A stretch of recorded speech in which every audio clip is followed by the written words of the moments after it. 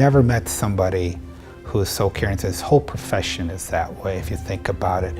And what he does and what he gives back. When I think about how he helps people live better lives, how he gives back so much, and how he actually saves lives. So patients come and go, and half the patients don't call him Dr. Smith, they'll just call him Neil, which is uncommon in the medical community. And more often than not, because I'm working in the same office, I hear patients walking out laughing and kidding with him, which is in itself a healing nature of the laughter. But you don't hear that very often in a medical facility when people are coming in. So he's got a knack for bringing out the best in people, which is a real great skill of his.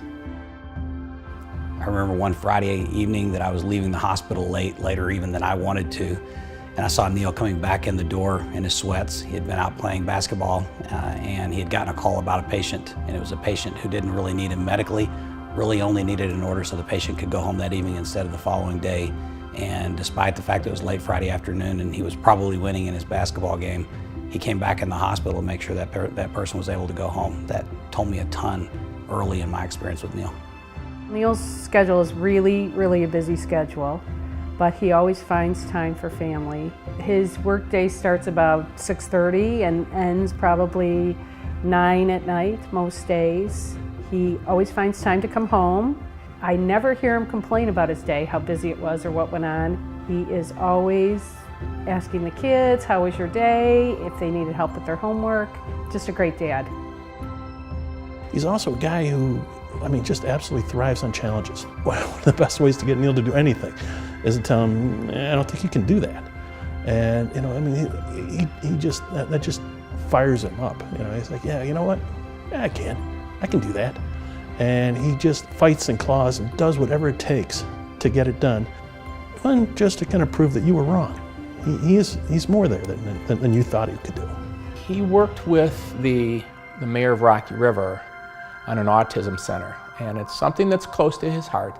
When he went back to talk to people at the hospital and the clinic as far as helping pull this together, he may have been turned away or it was lukewarm. So rather than just saying, all right, nobody's gonna help me, forget it, he really went forward and pulled this thing together on his own with his own intuition and his own resourcefulness to pull the needed strings to get the funding and the space and the acquiescence on people's parts to have this happen.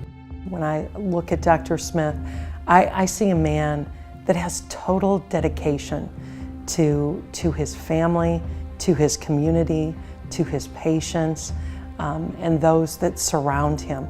And I can't imagine an individual that is more worthy of receiving a recognition like this. I set this class up last year here at Ignatius with some students also from St. Joe's, and it was a 6-week class, and it was kind of like a Dr. House class. We had 6 different cases going on simultaneously, and they were all very unusual cases. And to my absolute surprise, all 6 figured out each diagnosis, which was outstanding. I got to get back involved with Ignatius through that. He really made sure to talk about how important collaboration is in medicine. And I think that's important, that it's a team effort in medicine and in life for that matter. I think Neil has always been, I would say, a natural leader. I think that physicians at Fairview, they really enjoyed and they trusted him. He knew what the challenges were in healthcare, and so I think that made him a great advocate for physicians, but not just for physicians, for all caregivers. And I think that's what's really distinguished Neil as a great physician leader. He doesn't look for gratitude. He just, to me, my impression is he does it because he sees the overall good.